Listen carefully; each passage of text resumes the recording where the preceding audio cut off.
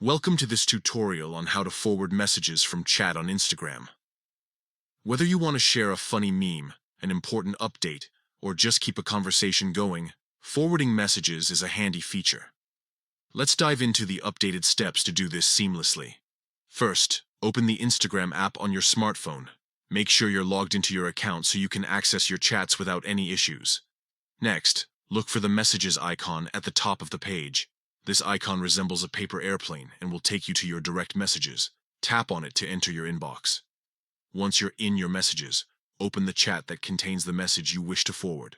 Scroll through the conversation until you find the specific message you want to share with someone else.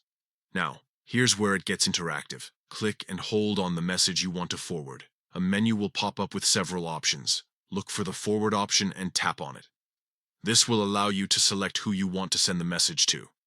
After selecting forward, you'll be prompted to choose the recipients.